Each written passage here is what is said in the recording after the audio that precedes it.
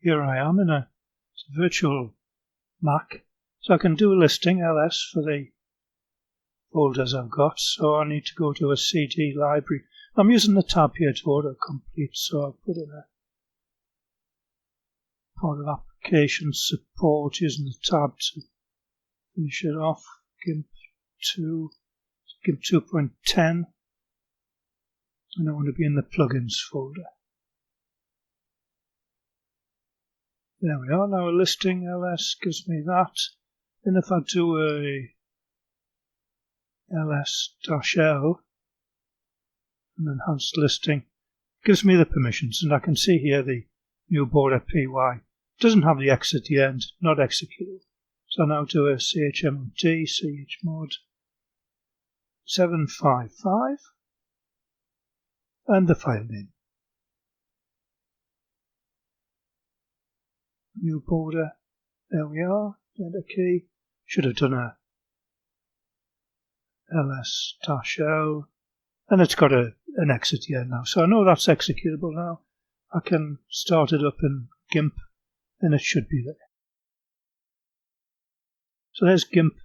I've got some pictures here. They're actually 4 PNGs.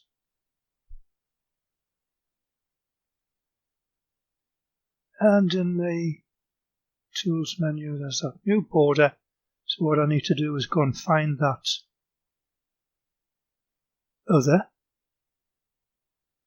folder, pictures. There they are. So now I can open that. I need a border width. Well, we'll change that to 30. It's very hands-on. They're not JPEGs, they're .pngs. So there's a .png. And you need some suffix just to prevent any mishaps. So we'll just change that to a B. OK. And it runs through them like that. Now as a check, there's this browser. I've got these B's. I can open that with GIMP, for example. And it's got a border comparison before and after. I can do that as well. I can open one of these, maybe Lena. That's the original Lena.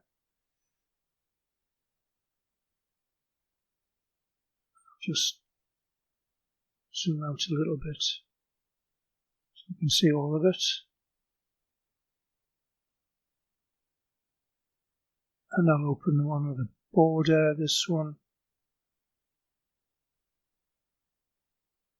There it is, and you can just see it's resized.